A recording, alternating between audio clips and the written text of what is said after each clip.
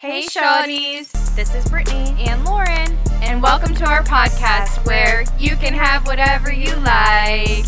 We said you can have whatever you like. Yeah. She spanked me, that's the only way I learned. I said, okay, good girl. I'm so sorry. I'm just serenading you. Love language is Apple Pay. Now I gotta complete the picture. Now I look like Jeffrey Dahmer now. You're so ridiculous. There's a fine line. Do a double take. Wait, how much money do Russell make? Still going with my Dakota. 100% keeping that in with my Dakota. Hey Shawtys, welcome to the Whatever You Like podcast, presented by your hosts, Brittany and Lauren. Today's episode title is Meet Me Halfway, inspired by the Black Eyed Peas song, which apparently is underrated, but I'll get to that in a minute. Okay. And it's not only a perfect title for our halfway mark for season 1, because we originally said that it was going to be 20 episodes. And that doesn't mean you guys have to wait on anything. We're just going to keep going. It's the halfway mark because we're on episode 10.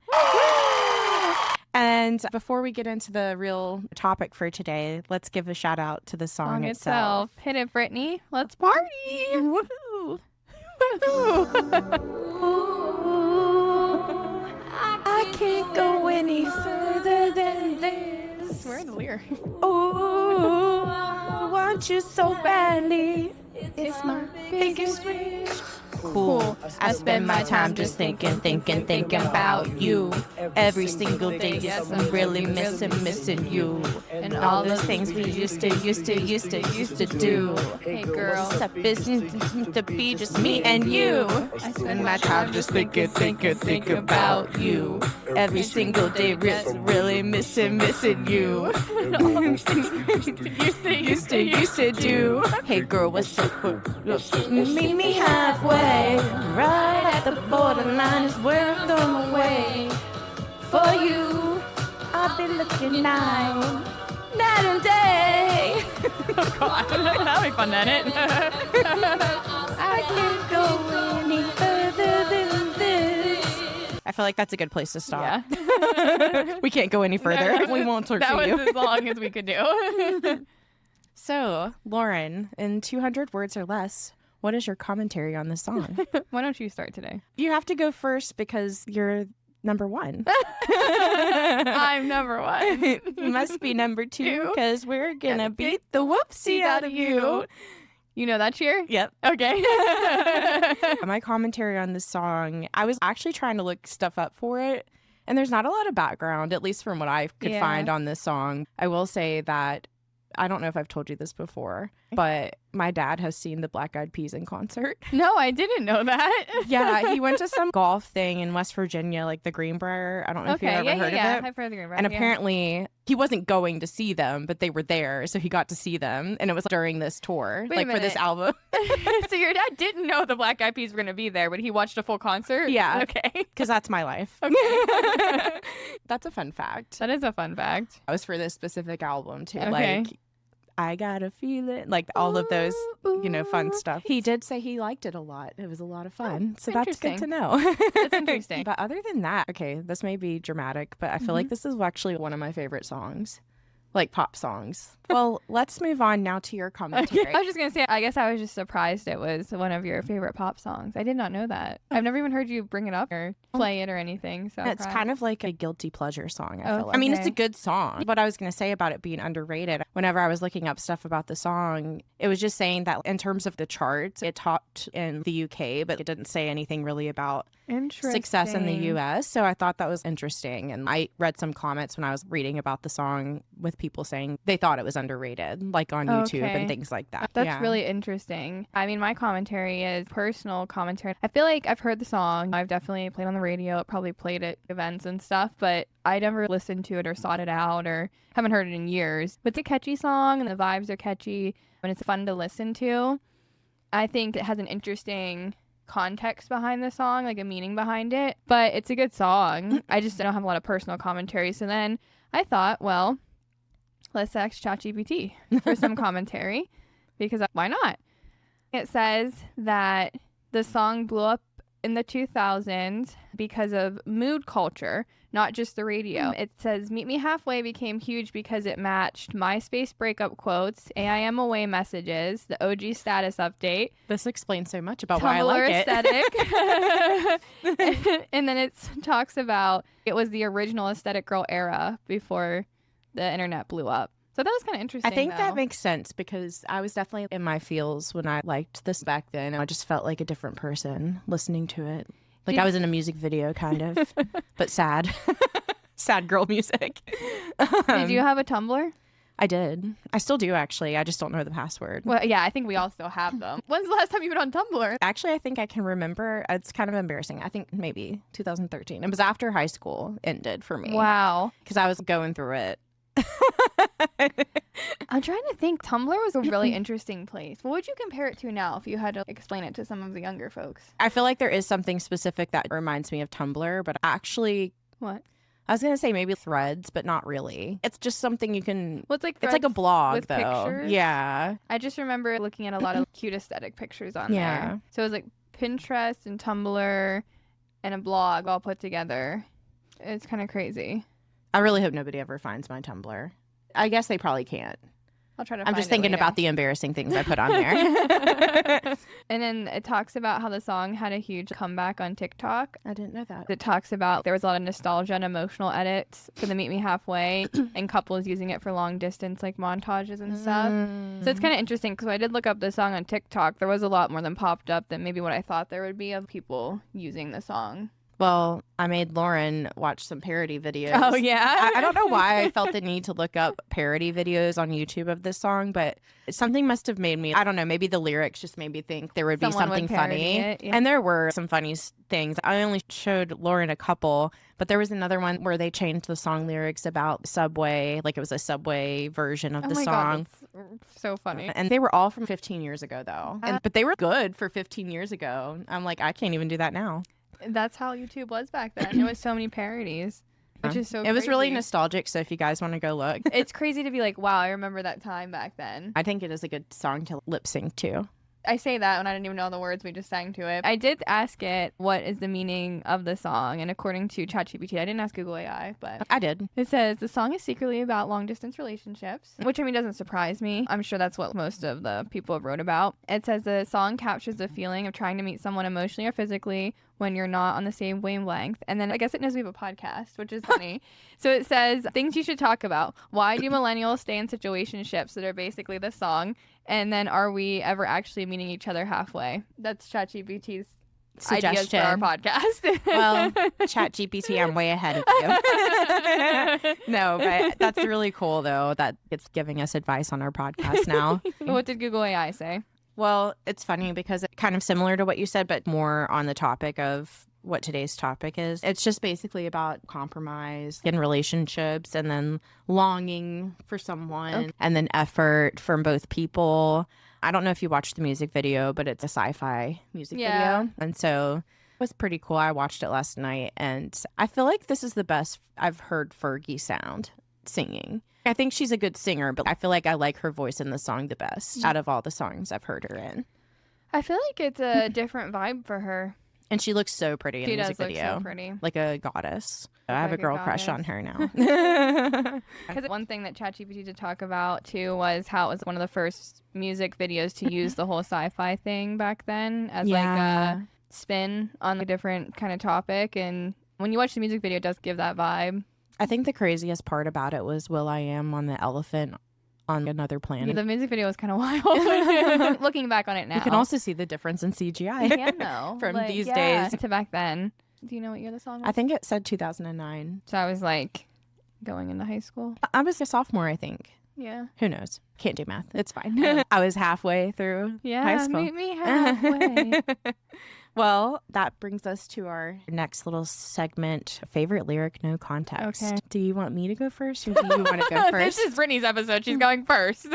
I'm number one. You are number in one. this episode. You know what they say, you never let Eminem go first. So, my favorite lyric, no context, is took my heart to the limit and this is where I stay. No context. Got it. The cute lyric. My heart to the limit, this is where I stay. Nailed it. That was adorable.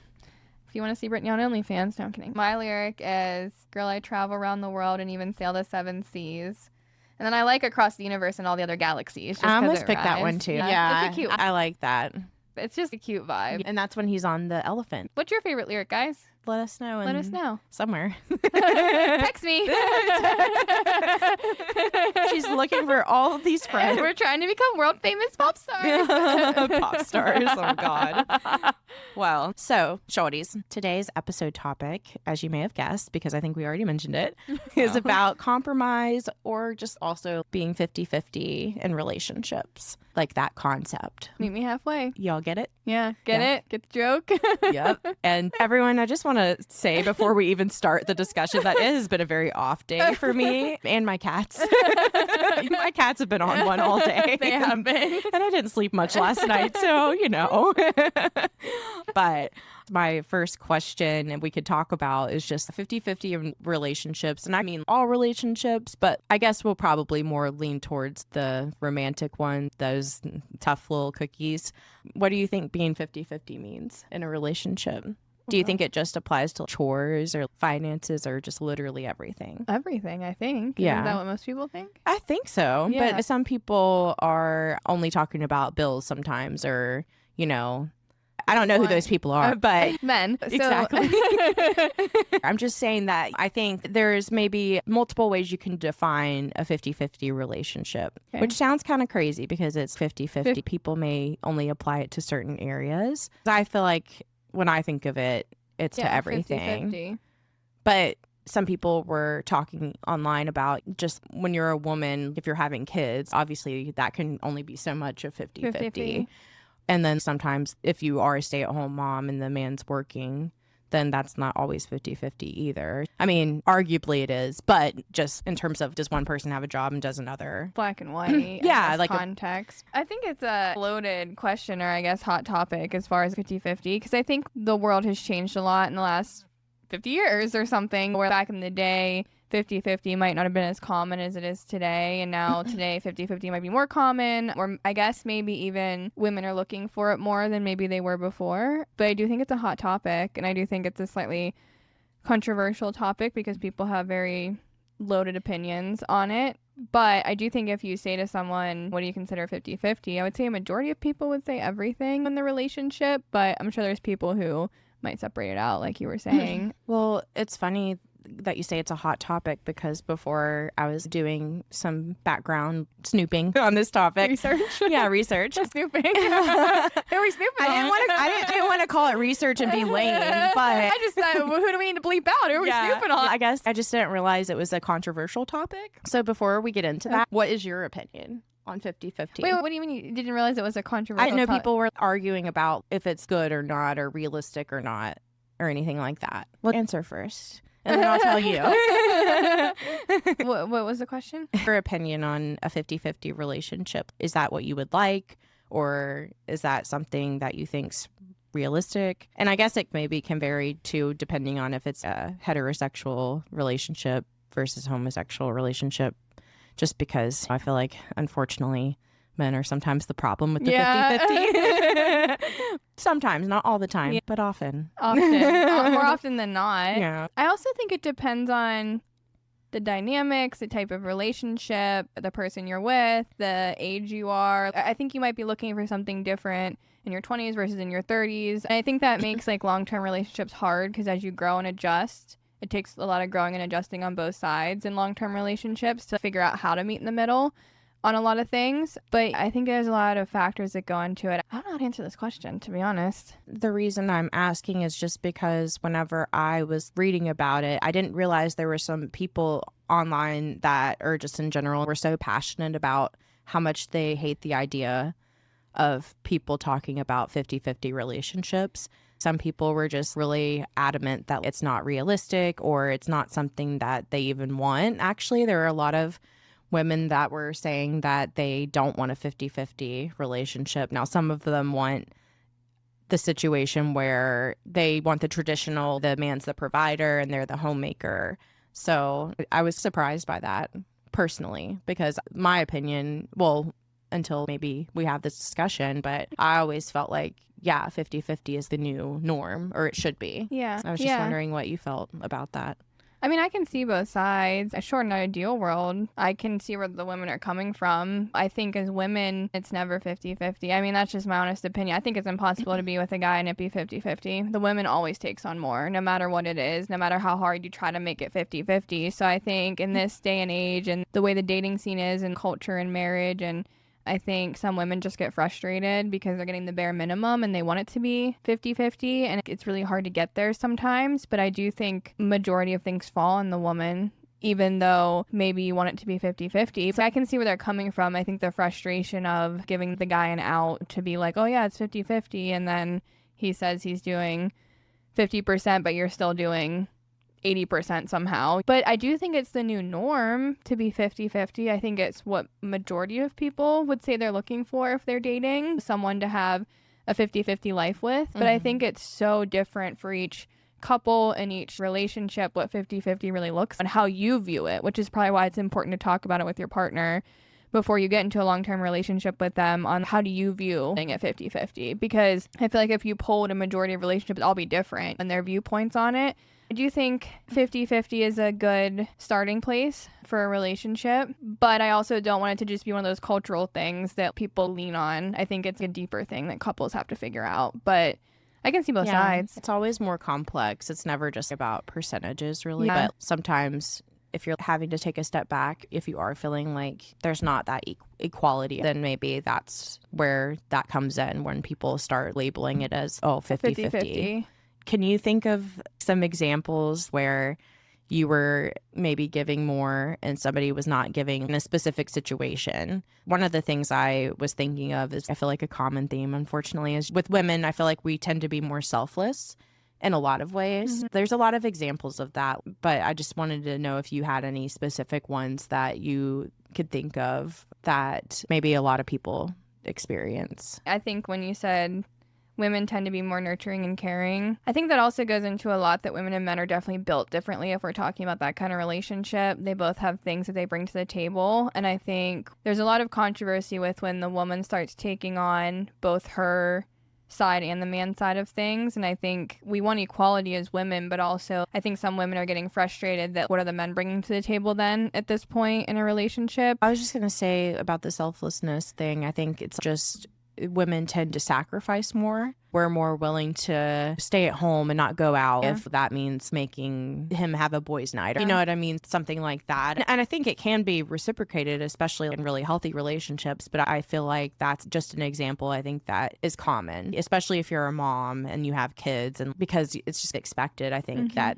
you're the one that stays home with them a lot of the time. And there's this pressure that if you don't, then you're kind of looked at a certain way. And not even just by your partner, but in general. Just one example I'm thinking of. But as somebody who doesn't have kids, I feel like it more relates to chores and just being considerate. Women think differently too. We've always got a whole list in our head. I've heard that men only have one thought at a time. Like they do this, and we're like, yeah, so nobody could see that if they're listening, but I made gestures. Yeah, there were gestures. I feel like growing up, I always wanted to be independent too, and wanted to be an independent woman who also could tackle everything. I think as you get older, you start to realize tackling everything is really hard. There's a lot to tackle. So I think that's when the 50-50 thing comes up. It's very overwhelming. And I guess the expectations of a woman between the kids and the house and the cooking and the work and the this and the that and keeping track of everything, it's a lot to do. And I think that's why it's important to have those conversations on expectations in a relationship, because I do think it's one of the main things, not being able to meet halfway, not being able to do 50-50. It's one of the main things that hurts relationships in the long run, because you start to build some sort of resentment towards your partner when you're handling everything and you're taking care of everything and the burden is really heavy on you and your stress levels are really high. I think it's hard to mend that in a relationship in the long run. I think a lot of people probably have plenty of examples of when they feel like they weren't met halfway. I think that's probably why it's a hot topic these days. And I think women keep a lot inside too. I mean, I think at least for me, I like having a semblance of responsibility, especially around my home. I want things to be a certain way. So there's that aspect, but I think women are silent when they start struggling a lot of the time, and then until it gets to a certain point where they can't be silent anymore. But then sometimes the response from the partner can be really hard. It's like, oh, I'll do it later. Or when you start asking for help, it's usually at a point where you needed it a while back and then you finally ask. So I just think it would be a good practice if you're the partner that's not doing as much in terms of whatever around the house, to just take the initiative and be like, hey, is there anything I can help with? Instead of waiting to be asked, and then also just do it right then. Because I feel like just keep putting it off, it just gets really frustrating. Well, and I think self-awareness in a relationship is really important. I think you have to be able to recognize that kind of stuff. I think you hear a lot of people being like, yeah, but if you don't tell me, how do I know? It's like, well, if you're paying attention, you should at least get a vibe of what's going on in your household or in your relationship to have those conversations. But also if someone does come to you on either side and they feel overwhelmed or they need help or they want to have a conversation, I think you should reciprocate that and respect that and find whatever your 50-50 middle ground is, because the other person will really appreciate that. And I really appreciate you coming to the table with it. The 50-50 topic, I feel like it's been controversial for a long time, to be honest, the last handful of years. So I'm not surprised that it's all over social media. I just didn't know that it was something so heavily debated. Very heavily debated. But there's so many aspects where you can be 50-50 at putting the same initiative in or doing the same type of work around the house. The caretaking responsibilities, if you have kids or in my case, pets, I feel like that always, especially the caretaking, it always falls to the woman. I think we're naturally good at it, but don't take advantage of that. That doesn't mean that we want to be doing it by ourselves all the time. I think it's sometimes the lack of, hey, checking in, like how we do our friendship check-in. Like check in with your girl or husband or whoever. I think check-ins are great in relationships and friendships. The world's moving really fast, especially if kids or whatever. And it's just great to have check-ins. That's a new trend too, I think, where people have been posting about having like check-ins and how important they are in relationships. And like, you know what, that's a trend I can support, at least. Something that you're sharing positively online and showing the impact that can have on your relationship, and how it's crazy how something so simple can have such a big difference in your relationship. For whatever anybody wants to have. I have friends who are in more traditional type relationships, and I have friends who are very set on 50-50. And I think whatever works for you. Which friends are happier? Well, it depends on the day. I don't think there's any one right answer, honestly.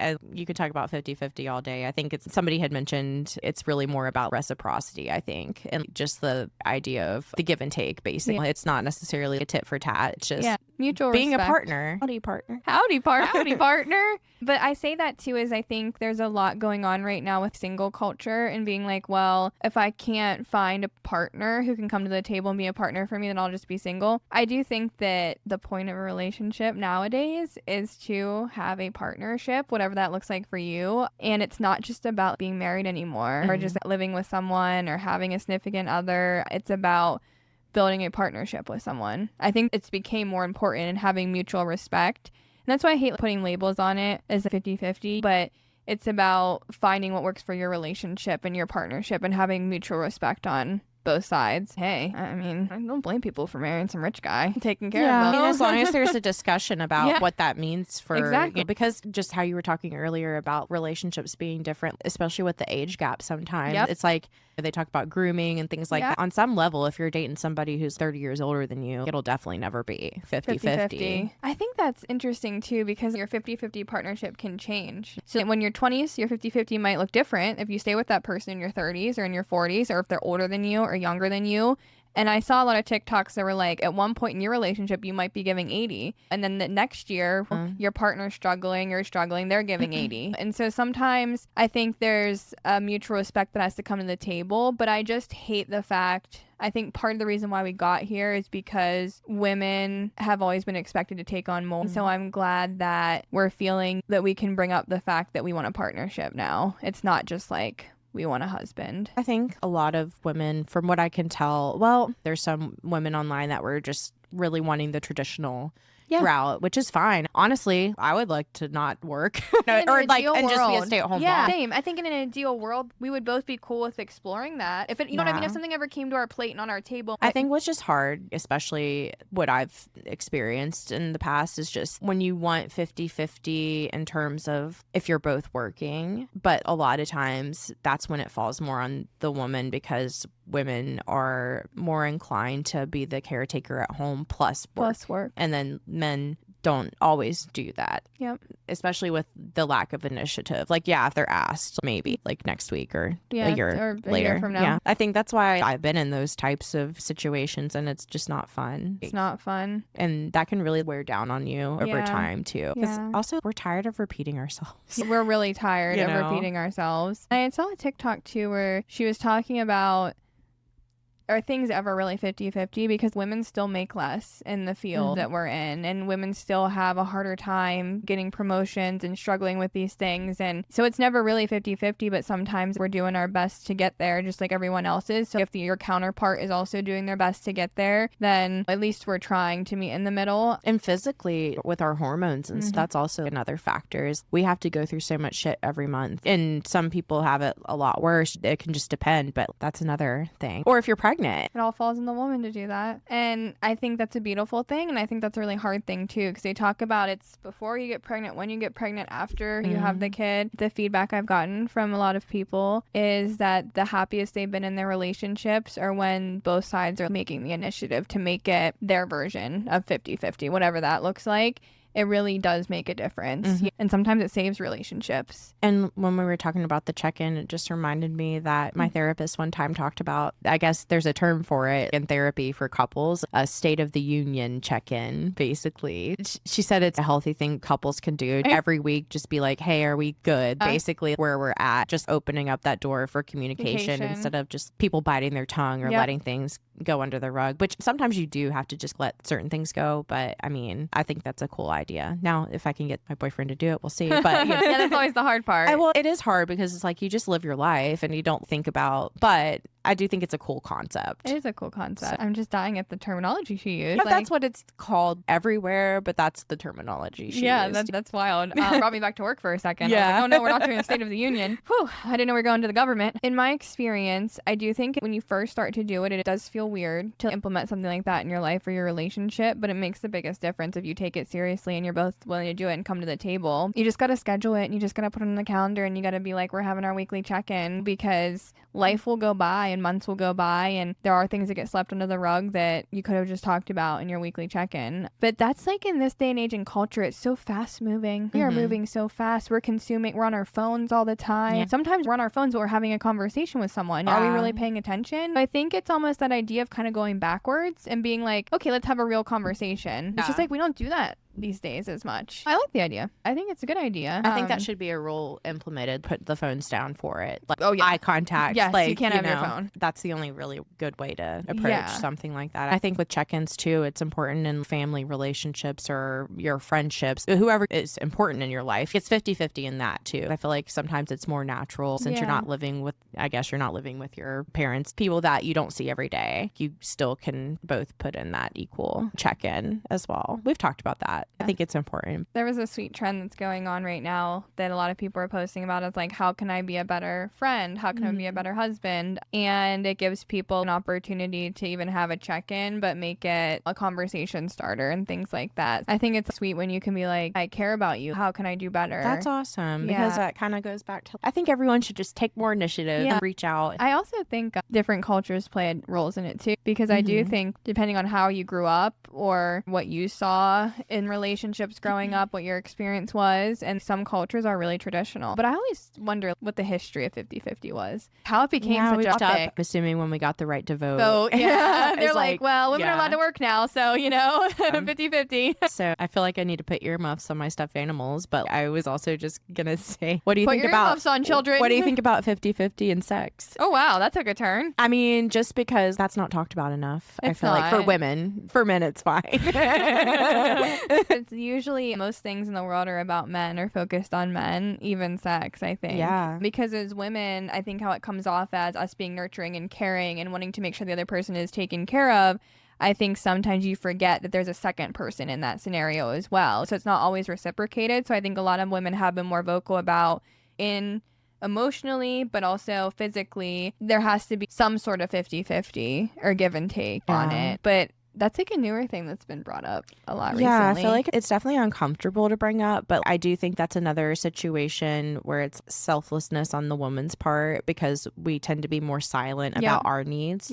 And also because I feel like sometimes we're not always the initiator. Not that we don't want to be, but it just sets that tone for, I feel like, us being more just kind of silent about, hey, this is what I want out of this today. And I feel like that's another situation where men should check in and take the initiative and be like, things going, or what do you want? I just think it was important to mention as a woman. But I think as women, there's a big like stigma about us expressing what we need in general, and a lot of women do stay silent, but there is a big movement going on of I have needs too, and I think it's good to communicate those needs. I'm telling you, I know it might be weird, but like those relationships do so much better when that kind of stuff is communicated, even with the stigma of us being the caretakers and the providers in and out of the bedroom. I just think it does make a difference. Don't just assume that it's okay. I think every guy should do a check-in. I think that is another hot topic too. But I feel like it hurts their ego. I feel like it hurts their ego when women say anything. Yeah, that's why we were always silent. Because we don't want to hurt your feelings. You know what's crazy though? I just watched something about this, and the girl was like, I feel like it hurt my boyfriend's ego so much for us to talk about it. But then once we talked about it and things changed, I was so much happier in the relationship. He said to me, I can just see you're happier because we're both on the same page, give and take. And he's like, I can't believe how much I didn't want to have that conversation, but how much better it got once I had it. And I'm like, yeah, I would just think their sex lives would be better too. They just don't know it. I just feel like in 2025, 2026, we've reached a point now where it's like these kind of conversations are important to have. It's funny because I was always wondering if it was just me getting served this TikToks, but I was listening to a podcast yesterday and she was talking about how she was getting served TikToks of friends having children and moving in together, and how that's so normal now. And I'm like, well, I'm glad it's not just on my For You page. I'm like, is there something wrong with me? Like, I guess it's on a lot of women's For You pages. And you sit there and you watch it and you're like, well, it's a possibility now. So I think that's why this topic of relationships is coming up more. Do you believe in the whole feminine and masculine energy thing? Do you believe in that concept? Oh, I believe it exists. I don't know if it's important. I think that depends on the relationship and what each person's looking for. For me personally, I think a man having too much of an ego bothers me. So if you're too focused on being a man sometimes, of course I want a man, I'm straight, but at the same time, it's like, but I appreciate that. I think sometimes men can take it too far and it becomes like a big persona. That's the only issue I have with it sometimes, is that I think there's a lot of pressure on men to do the man things. And I feel like there should be a different movement on what it means to be a man. But I think it makes you more of a man if you do care about your partner and what they want and trying to make them happy and not just yourself. I think the context that I'm seeing it shared the most in right now is women feeling like they have to take on the masculine energy and the feminine energy in a relationship, and feeling like they can't do both all the time. And I think it gets overwhelming in that aspect of it. And so I can get in that aspect because I think for my whole life, I'm a people pleaser and I take care of other people and I put other people's needs before myself.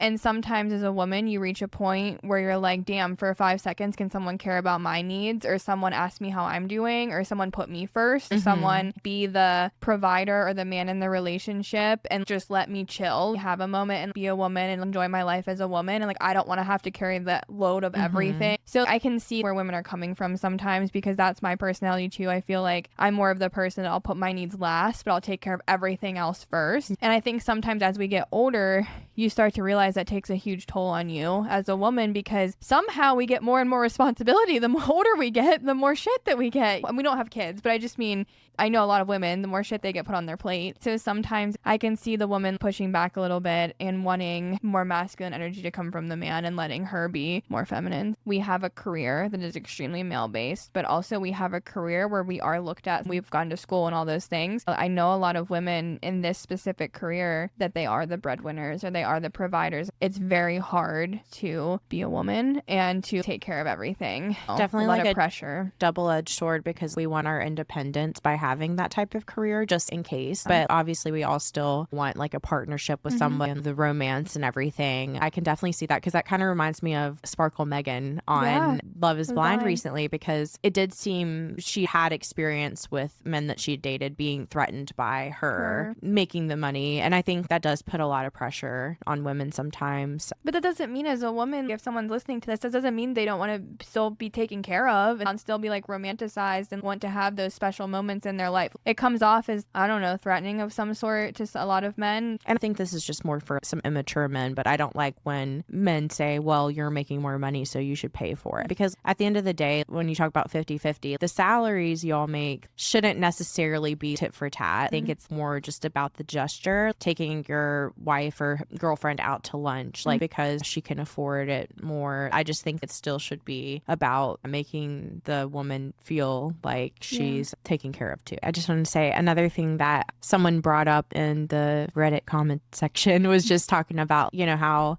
with 50-50, it can get to a point where it starts to feel less like a relationship and more like a roommate situation. Yep. That's the worst. That's one of the worst situations to be in. And I think it's easy to happen when you live with somebody and then you just get into these certain routines. And that's why I think it's also hard to have check-ins sometimes, because it's like you're just so used to living a certain way after a while. And that's just really tough. And I don't think that's necessarily any one person's fault either. I just think that some more initiative can be taken on whoever's maybe dropping the ball there. It's important that you want a life partner, but you're also there for the love and the romance. At least we are. The women. Well, I think every long-term relationship at some point has either reached that or had that conversation or potentially reached that. And I think if you don't work to fix it, I mean, it has to be one of the top 5 reasons people break up for long-term relationships, because I just think it's so important to navigate those waters and figure that out, because if you wanted a roommate, you would have a roommate. Like you were saying, women, we can find girl roommates and have probably a better roommate situation. We can watch Secret Lives of Mormon Wives. We'll have the house clean. Yeah, won't be any clothes on the floor. We'll be considerate of each other. We won't need a jet vacuum or whatever. The jet laundry. Yeah. It would be way different if you wanted that. People can easily have that in this day and age. So that's why men need to bring the romance. I can't remember if it was a news article I read that basically said a majority of women were polled, and they said that they felt like romance was lacking in the dating world, but also in relationships these days. It's like whatever happened to romance, nowadays it's just different. And I think that's interesting. I feel like it's less common even in the dating part, because sometimes it'll happen in the very beginning, and then once you get in a certain routine, then it kind of like dies out. But from what I've read online, it seems it's not even a thing when you're trying to court someone. It all seems very technical these days. Unfortunately, when people do romance, like the men, it's all love bombing, and then you can't trust it anymore. And so I think it's just hard because I wonder if men have pressure about romance because they think, oh, I'm just going to be accused of love bombing. Is that a thing, guys? If any men are listening, I don't think they're. If you haven't left, yeah, they've gone that far into it. Don't think that much in depth. That's us women thinking about that. Yeah, about it. But now I've just given them an excuse.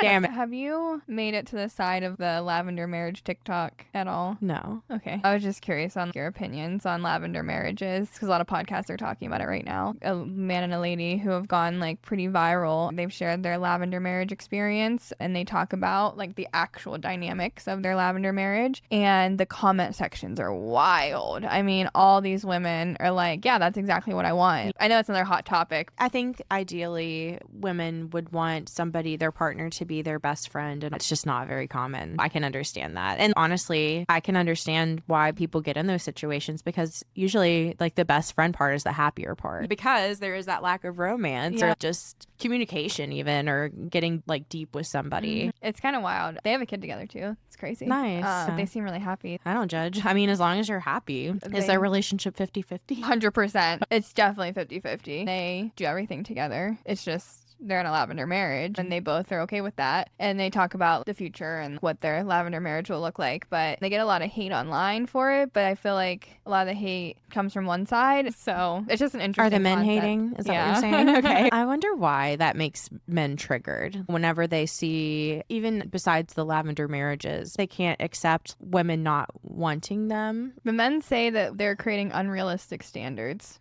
Who for is? them. The lavender marriage? Just like the idea of them having to do these things. Why is it unrealistic? They just don't want to have to go above Do and any beyond. work. Okay, Yeah. gotcha. So that's a problem. And that's a really big problem because relationships in general take work, and that's from both sides. So you got to work to get the twerk.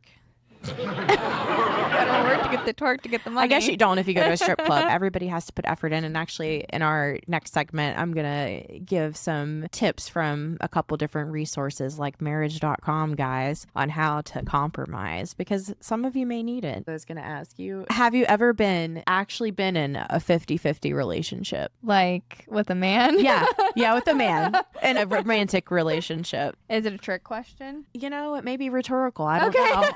I don't expect you to say yes if that's your question. But I just didn't know if you've had any personal experience in that or came anywhere close. I was going to say, I feel like, especially from our perspective, it's just the culture, It's society. culture. Yeah, I think there can always be improvements to be made in the culture and society, but I do think people struggle with finding a good match, a good 50-50 match these days. But no, I'm thinking about all my wonderful past relationships we've talked about on this podcast, and I'm waiting for the answer to come. You mean the guy that was in jail? He wasn't 50-50? He wasn't. He did sleep with my best friend. So he was 50-50 that. Yeah, 50% me, 50% my best friend. Just depends on the day. Sometimes they're both in the same day. Yeah, there you go. 0% faithful. You're going to get into statistics and percentages. There was that guy that stalked me, so that was 100% him. Yeah. 0% me. Oh my God. No, but somebody did say, it was my favorite Reddit response, that they said, relationship should be 100-100. You have to bring your all, and he has to bring his as well. I liked that. See, and that's where I think we get caught up in this cultural stuff of 50-50 going so viral, and so people are so stuck on it that I do think you forget that, honestly, yeah, it probably should just be 100-100. 100-100. Like, I'm let's talking 50 about, square. Yeah, a real relationship. Because when you ask that rhetorical question, I'm thinking to myself, the only relationship that's been 100 that I would put my name on would be our relationship. Me and you? Yeah. Oh, I love that. But that's why I think friendships are so important, because I do know even on our worst days, the other person is still trying their best to put 100% in. We just have ups and downs in life. And so I think that's why a lot of women would say, like, yeah, my friendships are 100-100. I feel like that does only apply to female friendships the most part, because we just tend to be better at communicating, better at being considerate, selfless, whatever. And so I think it is easier to not only get the benefits from a female friendship, but also just feel that importance and that connection. I was just thinking, if we took all of the 5% that my exes have put in and we put that all together, I think we'd get to 50%. Okay. How many X's is that? 5, 10, 6, 7,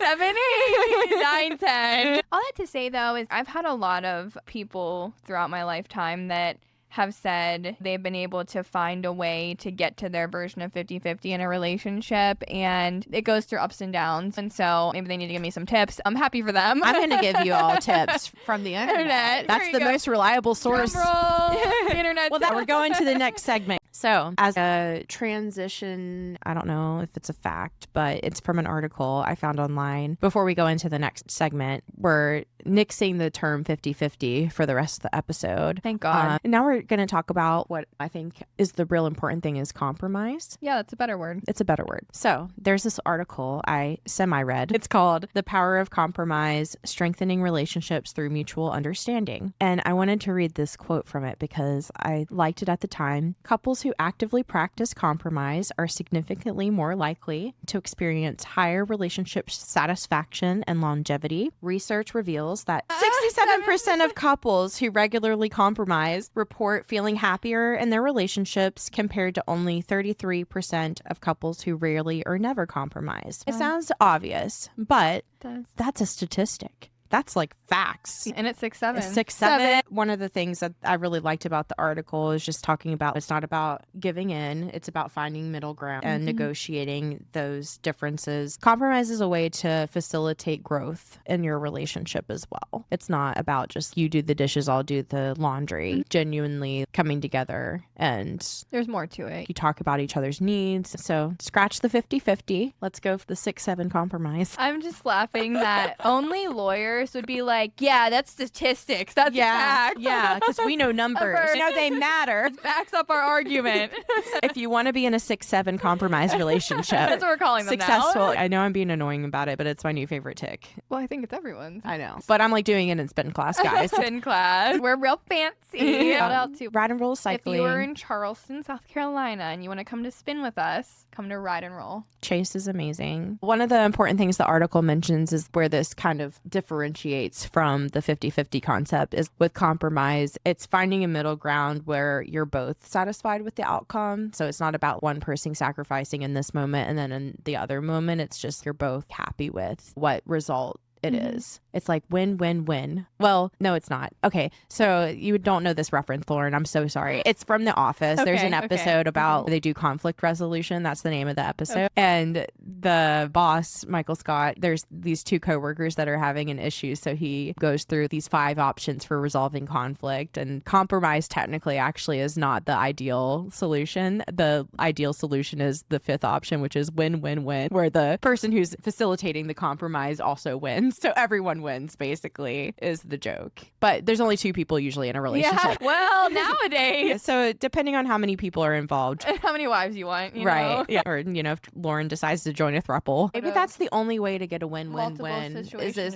a polyamorous situation? Probably with women, though, if we're being honest. 100%. What I will say, too, is I think with compromise, one thing from coming from a woman's perspective is that initiating from a man's perspective, whether that's helping with the chores or just taking the lead on something and taking care of it, I think it makes, even if it's something small, it makes a big difference from a woman's perspective. It's one less thing on her plate. Well, actually, that's the next thing the article talks about is why compromise is essential to relationship success. And I think that's a big part of it is that, and it also goes into the psychological benefits of that. It reduces stress and anxiety because ultimately, if you're the one suffering the most, then even if the other person's fine, they're gonna feel happier once they relieve your stress too, because you're not going to want to kill them. Yeah, that's why compromise makes such a big difference. That's why those relationships make it. I feel like you can feel the difference in the room when you do compromise and the stress that's relieved after that. And they always make that joke, happy wife, happy life. But the thing is, we're unhappy because we're the women. Yeah, and they're struggling. And I know they're being facetious about it, but it should probably do more to make the other person happy. Whereas I feel like women are more inclined to do that anyways. So. I'm sorry. I stand on that motto. I think that's a great fucking motto. I don't care how controversial that is. Happy wife, happy life. Yeah, I do too. Shut up and make me happy. Compromise with us, work with us, figure us how to make it. Be less selfish. And we'll do the same for you. Yeah, we already do, but yeah. I think a lot of women give up a little bit halfway through because they feel lost about the situation. It's like, okay, bring it to the table, compromise. The First better of all, the relationship is. And just in general, like, I mean, we'll want to do more for you, honestly, because we'll be so appreciative that, I never understood that. I don't think men can do math.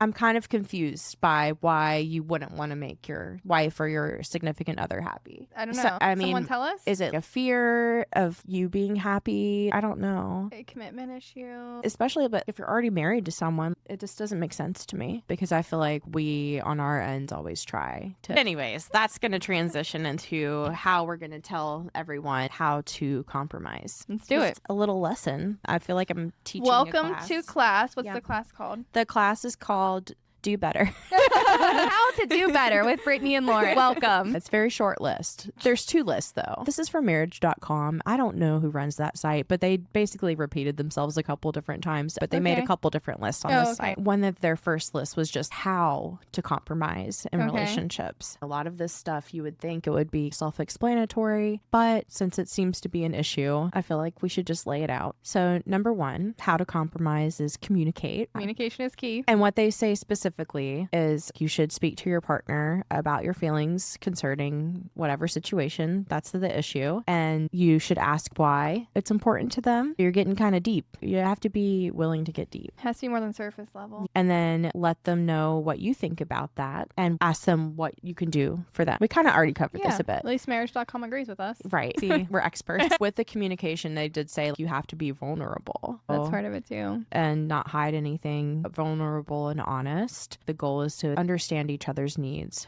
before deciding on what the compromise will be. So, number 2, meet in the middle. Can you meet halfway? Again, it's very self-explanatory, but the second step is once you understand each other's needs or reasons and justification, then you might reach a common ground. So it's the actual solution aspect or coming up with the technicalities. And it says, how do you make your partner see your point of view without neglecting their needs? Very straightforward. It's not easy though. It's easy to say it that way, but that's actually the hard work, is coming to a solution sometimes. Well, I think a lot of couples therapists talk about you got to get to the end game, the solution. Things can continue the way they are if it's something that you're working on in a relationship. And that's kind of the hardest hurdle sometimes, is to get there and make that effort. And not just say that you're going to do it. Actions speak louder than words. Because I think the hard part is, and this can go for either side, if you have to change a certain habit, that can be really hard. 100%. Habits aren't really easy to change, but it can't be done. But if you want to change, you'll change. If you don't, then you have to figure out either way, what does that next end game step look like for the relationship as a whole? Number 3 was make a fair deal. I don't know what that means. Well, we're lawyers. I don't know if that falls into the 50-50 or what, but I guess it didn't really get a lot of details on that. Maybe I should start a therapy business. Whatever you like therapy. But I don't know if y'all want to hear from me. I hear a lot of couples therapists talk about when you do get to that end on both sides, you have to feel like it's fair for both sides. Because I do sometimes feel like with women, they're willing to give more, and they're like, well, it is a compromise, but maybe I'm compromising, going back to percentages, I guess 80%, and they're compromising 20%. It's like, wait, do you feel like that's fair? Do you feel like you're both okay with that? Because yes, you hit an end goal. Yes, there was a light at the end of the tunnel, but is that light fair for both sides? Are you happy with that? Talking about being vulnerable and being honest, you have to be vulnerable and honest about how you got there and if it's fair to both people. And it's also, I think, really hard to walk away if you're not getting what you want for women. Maybe not all women, but I think like it depends. Like a relationship? Yeah, because I guess that's something that I feel like I've struggled with in the past, is trying to make this happen, the compromise, but just not getting any energy or the same type of importance level on the other side of things. I feel like compromise, it does take 2 people. So if it's not possible because the other person's not even willing, then that's a tough situation to be in. And I think a lot of people can relate to that though, because a relationship takes 2 people, a partnership takes 2 people, a compromise relationship, a friendship, it takes 2 people. And a lot of women talk about how they have to drag the other person with them. I'm willing to compromise with you. Well, why am I dragging you to get there and feeling like it still all falls on me? I think a lot of women can relate, but I still am trying to figure out how to save the relationship. And you see a new trend, though, of people coming out and saying, yeah, but maybe I just don't need to do that anymore. Maybe I've reached a point where we tried to compromise, and maybe it's okay that the compromise didn't work. Maybe it's okay to walk away from a compromise. I think you hear that term and you're like, no, I have to come to an agreement. I have to come to a compromise. We have to make it work. It shouldn't be that hard. But sometimes it doesn't work for a lot of reasons. And that's okay, too. You got to find that right balance. I think it's just hard depending on how much time you've already invested in the relationship and trying to come to terms with, because you never know what the situation's gonna, because life happens and things that weren't a problem before, maybe like all of a sudden there may be a new problem. And I think it's just hard, especially for women, since I feel like we are more open to compromise in general. I don't think it usually is because of our lack of trying.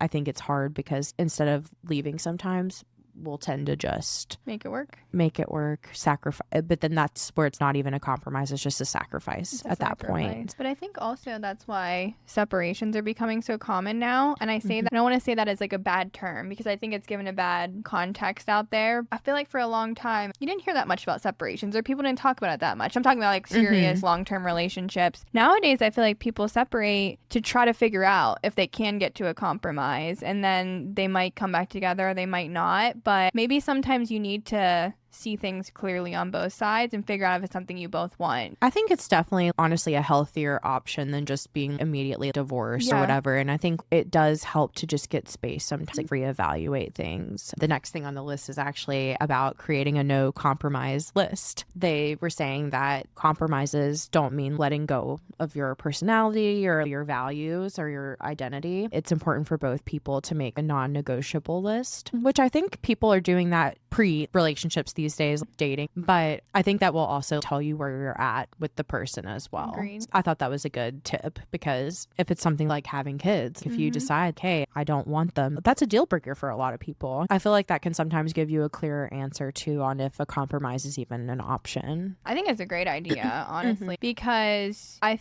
think you put your all into a relationship, which is great, but then you do lose yourself sometimes in it. So just having those boundaries of, there are a lot of things you can compromise but there are certain things that you don't want to change your entire self. And honestly, coming from the other perspective, because I've been in this situation, you don't want the other person to change their entire self either. You deserve to be happy. Enjoy what you want in life. I think it's important to know what you want, whether that's in a friendship or relationship.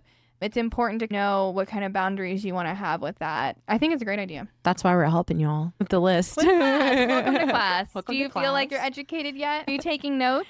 Well, listen for number 5, because number 5 is listening to each other. Well, you're listening to us. It's very simple and very obvious, but sometimes you need to be reminded to listen. They always say, well, I feel like my teachers always said this, listening and hearing are very different things. Because when you listen, you're taking in the information and you're processing it. You're doing something with it, responding to it. You're not just hearing. You're not just listening just to respond. I think there's been a lot of talk about this lately. Have we reached a point where our culture is moving so fast? People are always trying to be on to the next thing. Have we lost listening? Have we lost comprehension? Have we lost the ability to really have a real conversation and put your phone down? And I do think we've lost that a little. I was just thinking about the other day, back in the day, you had to call someone on the phone if you wanted to talk to them. I will say too, since you brought that up, even predating cell phones, this just came to me how nowadays you can get so much instant gratification. If you don't hear from someone, if you're having a problem with somebody like your partner, but you're not with them, you just blow up their phone. But back in the day, if you didn't have a cell phone and you didn't know where they were, you would just have to sit there and process things. And they would have to do that on their end too. And I feel like cell phones have taken out the processing a lot. And that's why there's rage texting. And you're just giving all the feels at the moment. It's very immediate. But when you start to think about it logically, it may not even be how you truly feel in the moment. But we've also become a society in moments like that. Your brain switches to, well, maybe the grass is greener on the other side. Maybe I need to jump ship because things get hard. Because you can also distract yourself too. It's like the whole idea of processing and listening and problem solving. A lot of people have been like, yeah, that part of culture has shifted a lot. I mean, it sucks to ruminate in your thoughts, but sometimes it's really important. Look at us right now. We're having all these conversations and we don't have our phones on us. And if we did, then Lauren would just be showing me more TikToks. 100%. I think it's interesting too on how it impacts friendships, because being present for your friend really matters too. So I think that's important, and we can't forget that aspect of it. Listening shows that you care, like Leah does, because I was just thinking, even in terms of family, this was years and years ago. I just remember there was a time period where me and my dad would go to dinner and he would be on his phone all the time. And I would get really upset because I feel like I can't talk to you. He's not like that now as much, but also he's a man, guys. Yeah, So it's harder for them to put that damn phone down. Put it down, put it face down. Remember, it saves battery. But actually, I'm guilty of that too. There's been situations where I've really regretted it, and because I know I wasn't fully present for someone because I was on my phone. It's crazy though how great I feel. We do these podcasts and we're not on our phone for hours, and I'm like, this is great personal time you get to spend with a friend. So yes, listen to your heart. Or listen to your devil on your shoulder, whatever works best. Listen to your Lauren, whichever one you prefer. And actually, that brings me to the next list that you'll have to listen to from the same website, because I guess they know what they're talking about. I mean, so far they've been pretty good. It was just giving 5 examples of what compromising looks like in a relationship. I liked the examples. The number 1 is spending time together and how you do it, like with your partner, or I guess with your friend. It was just talking about, in terms of compromise, basically molding to each other, because when you spend time with your partner, you have to consider what they have going on, because we're all individuals, like work or like whatever. And it was just talking about, you just have to be considerate of each other's schedules. But we'll personally say this wasn't on the list, but also their interests. Like, I think it's important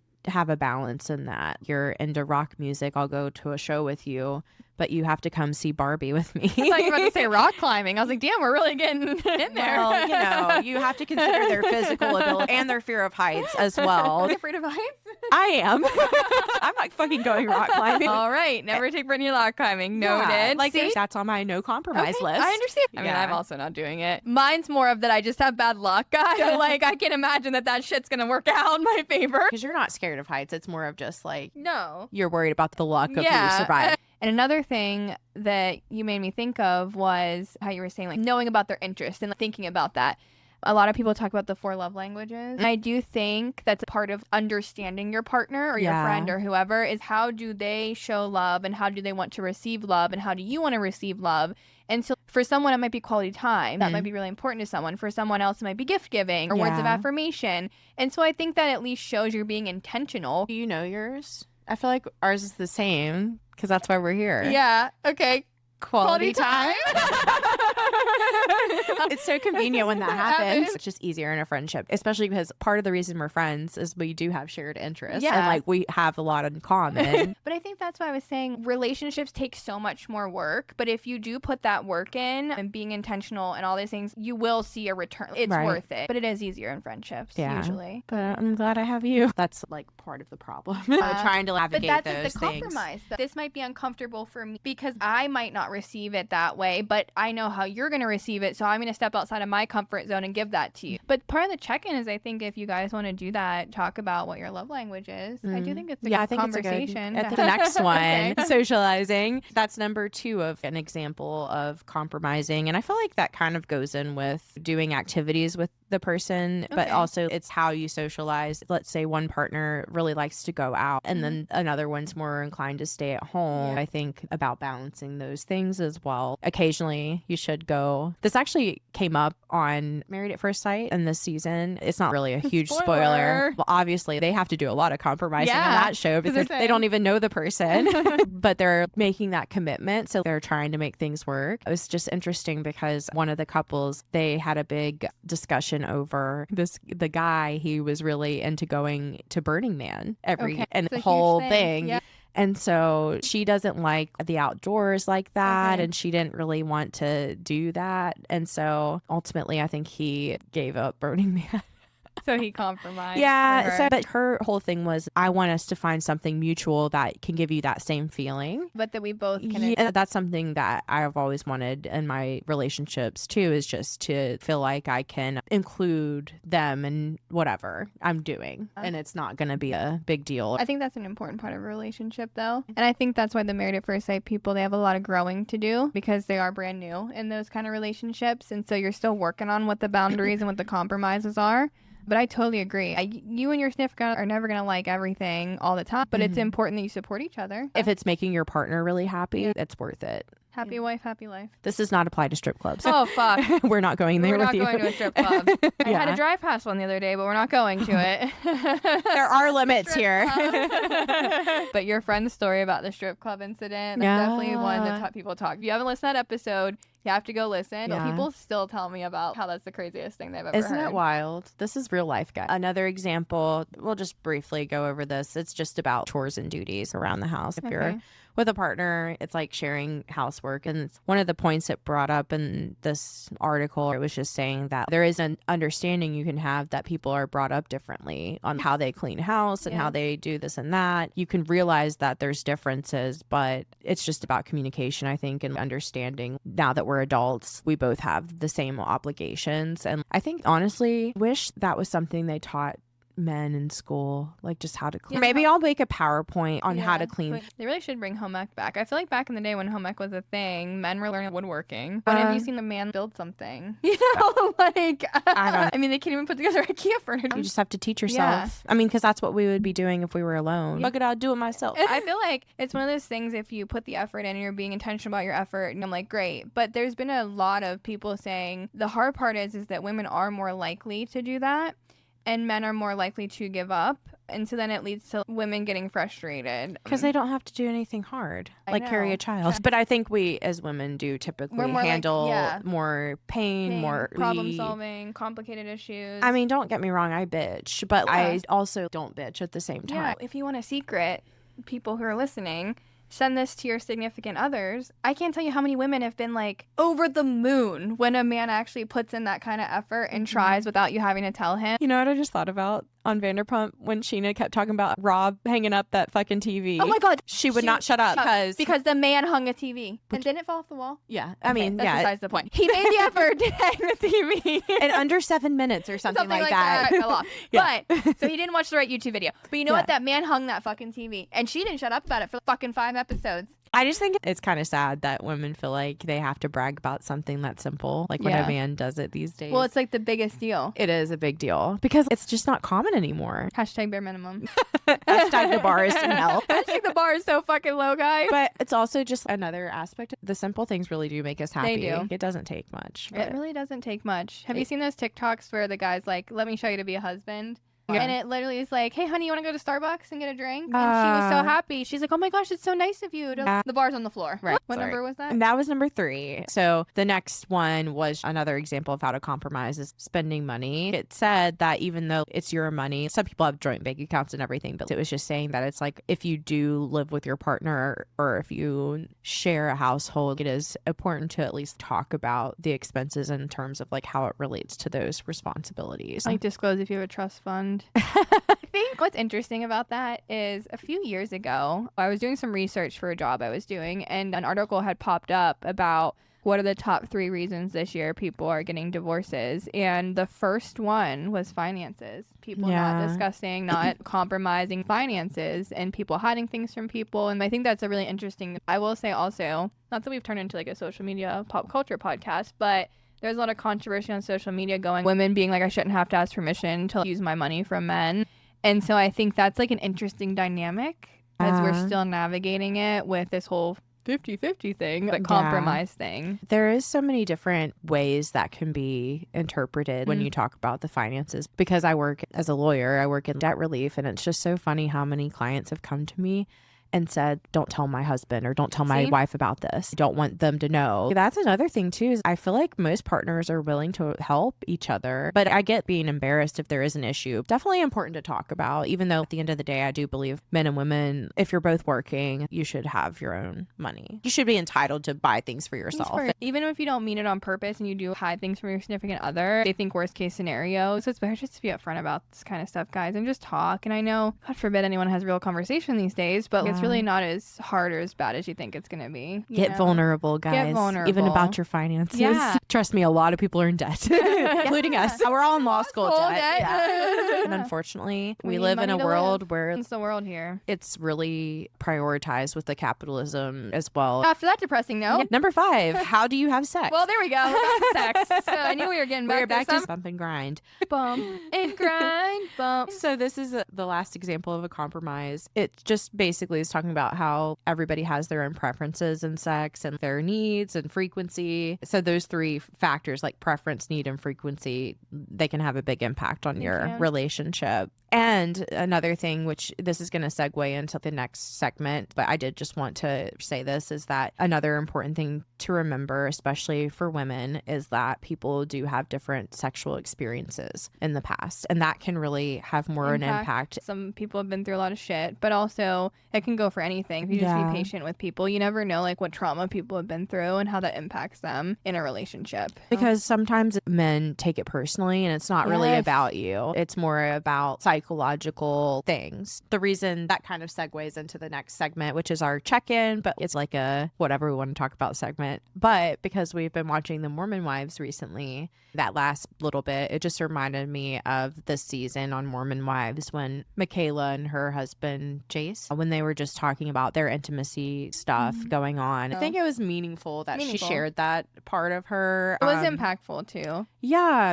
because it's not something that's often shared on TV, especially reality TV. And I think it was just so real. It was so real. Because we're talking about Secret Wife of Mormon Wives. Where can people watch it? On Hulu. So you should go and watch it. And so, do you want to talk a little bit about what through? Or obviously, with the Mormon wives, they have the added pressures of their religion as well. But this wasn't really related to that, I don't think necessarily. One of the girls, Michaela, she shared that she had past trauma and that it was really impacting her intimacy with her husband. A significant portion of her storyline was about them navigating that, because from the husband's perspective, I think because of the longevity too of how long the intimacy the issues have been going on. I think that he is trying to be patient, but also say that he does need that though in his relationship. And I think people might look at that and be like, ew, but at the same time, I do get that. I don't think he was meaning it in an asshole way. Michaela also was very open about how she doesn't like to talk about things. I think more unusual for women. I feel like if you've been through trauma, I get it. I feel like as women, we're labeled as too emotional too. So sometimes it's easier to just not talk about things, them trying to work on it, compromise. And I just appreciated their journey in that when they talked about it. And we watched the reunion too. And she, I think, alluded to that it was still an ongoing issue. But I think it's a very serious subject, but it was a good example of how a couple can work on like that. And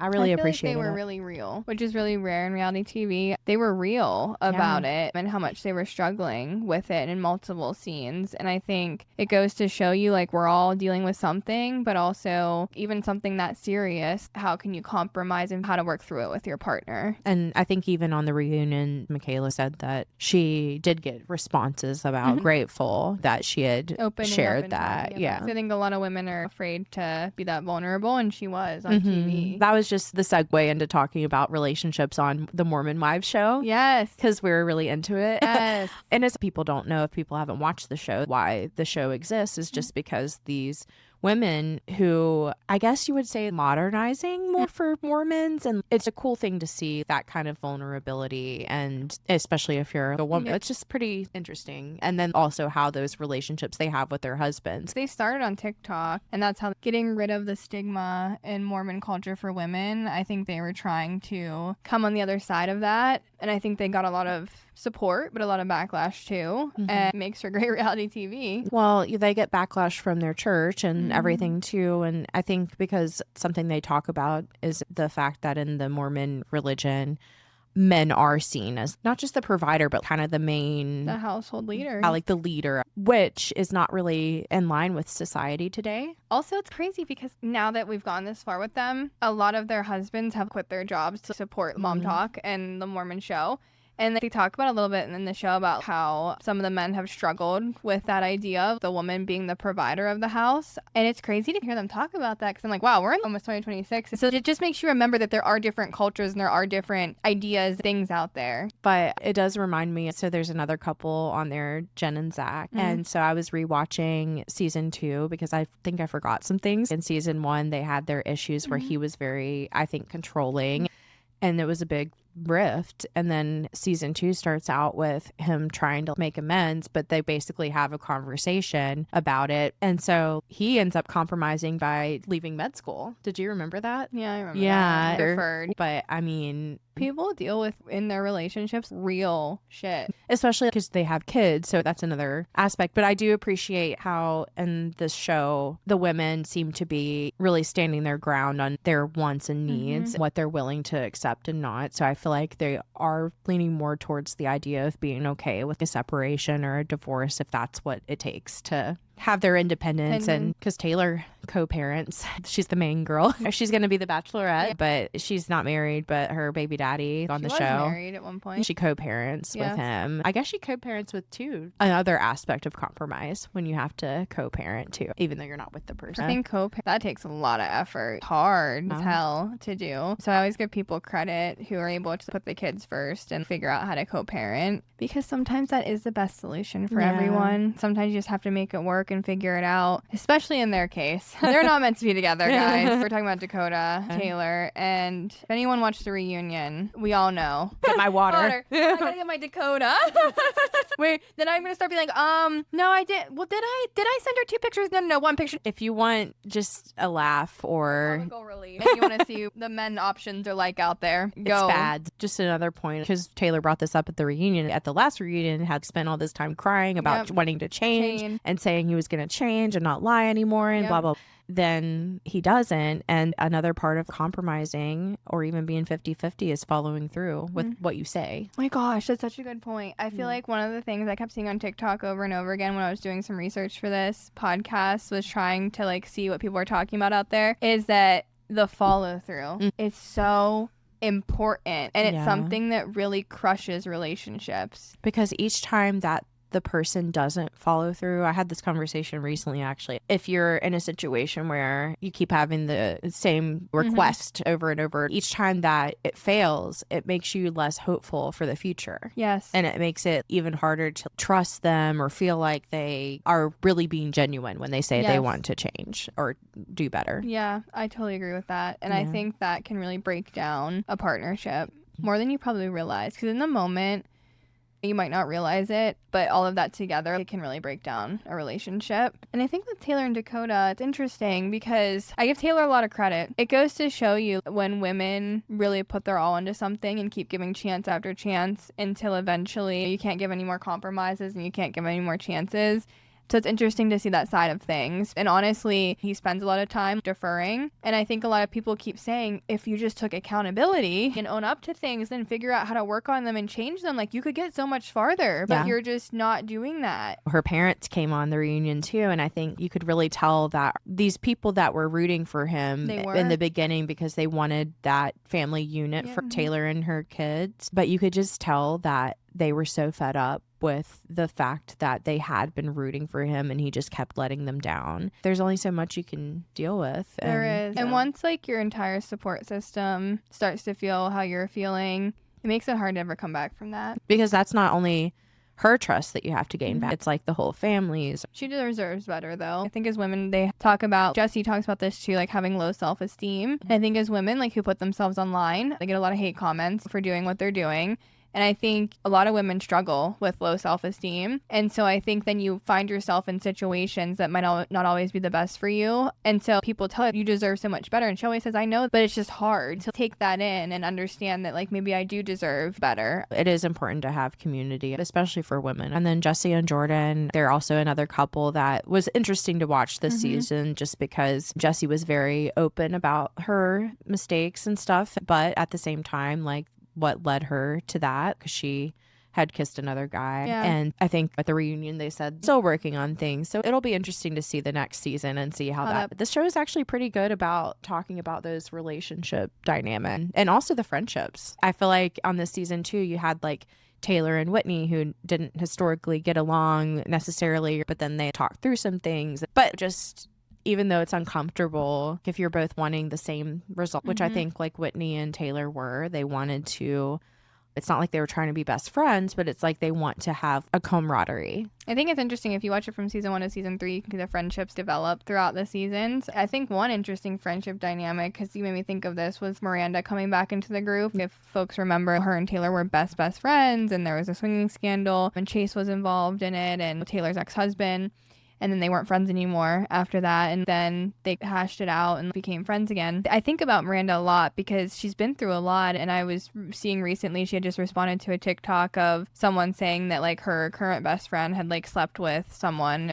And she's like, wow, I really know how to pick friends, don't I? You just sit there and you're like, I get it. That was the only problem I had really with Taylor this season was the ending with Chase, with Miranda's ex-husband. And I get that they have their own history, but I really felt for Miranda on that because for me, that is really important to just prioritize a friendship over a guy. What I will say is the show is like 10 out of 10. I really enjoyed the season. I really enjoyed the reunion. And I think everyone should watch it. Yeah. I think it's a good perspective on women too, and a different culture of women. I think it's really educational, but I just love how on this show the women have the voice. They do. And so even though you do have these men in these traditional roles, but the women are speaking about it, I love that part. I love that. I think that's why it took off so much. What was your favorite part from the reunion? My favorite part was when Dakota asked for some water, and that was like the only full sentence he could get out. Like he was stuttering the whole time except when he was asking for water. We watched it together and it took us like 3 hours to watch it, I swear to God, because we kept having to pause and just like look at each other and just be like, did they really just say that? Yeah. And then the whole Demi thing is a whole other conversation. We don't have time for that today, but I heard that they just got renewed for a 4th season and it's only 20 episodes. Which leading to our closing thoughts in 200 words or less. What is your closing argument or thoughts on today's? I thought it was a great episode. You say that every time. I like the consistency. Well, less than 200 words at least. It was great. And cut. Thank you, everyone. Let's see. It really was a great episode. I'm just always really proud after we get through an episode. I mean, guys, this is a lot of work. You just never know. And Every time at the end, I'm like, wow, we did that. And Lauren has to cut out all the bad things I say to make me look like an angel. She's trying not to get me canceled. It really was a good episode, though, and I really enjoyed it. What did we learn from the episode? Men need help. Yeah. They need a class. Seen that TikTok where, like, the guy's looking in the fridge and the ketchup's right there, and he's looking so hard for this fucking ketchup, and it's right in front of him. And this lady's like, and this is my emergency contact. I have this stuff happen to me a lot. What's your favorite part? My favorite part was the sex. Just kidding, guys. I was off camera. No, I'm just kidding. People are really going to think we have an OnlyFans now. Yeah. Because people keep saying we're joking about it, but they're like, we can't tell if you're serious. And I'm like, that's the lore. It's part of the lore. Just wait till we get that merch. Our OnlyFans is on the hidden menu at Starbucks. Find it, guys, if you want to look for it. Yeah, just go to Starbucks and order whatever you like. Oh my God, could you imagine? We pull up, hi, I'd like one whatever you like. They're going to be so confused at Starbucks, but I feel like you should do it. That'd be fun. Yeah. I really thought it was a good topic, and I thought the song went really well with the topic. I know. Honestly, that was one of my favorite parts, is just the song. And the marriage.com is where it's at. So if you're the editor of marriage.com and you're listening to our cast, hit us up. Yeah, sponsor us. We're going to end up having an ad for marriage.com. I'm just thinking about this list of ads we're going to have. The Purge, marriage.com, OnlyFans. It just keeps getting longer and longer. Hulu. We're really killing it. Tell us what your favorite part is. And it was so nice to see everyone. Yeah. We can't see them, but they can see us. And we'll talk to you next week. But until then, subscribe, like, peace. As Lauren likes to say. Peace, Shawtys. Subscribe and like everything that we do, please. Help us. Support all of our business ventures forever and ever. All right, bye, Shawtys. Bye. Peace. Mwah. Oh my gosh. We're in our lavender marriage together. These people don't know that we're in one, but now it's disclosed. That should be a Starbucks drink. Lavender marriage. That would be awesome. Whatever you like in lavender marriage. That'd be two great drink names. Well, we'll just open up our own version of Starbucks. Yeah. Thank you for listening to the Whatever You Like podcast, available on Spotify and Apple platforms. Please follow our socials on TikTok, Instagram, and YouTube for additional content. Your support means the world to us, and it'll also keep us from creating an OnlyFans page. We also would love to talk about whatever you like, so please visit our website to submit topic ideas, suggestions, or stories you want us to discuss. Thanks, Shawtys. You the hottest. Peace!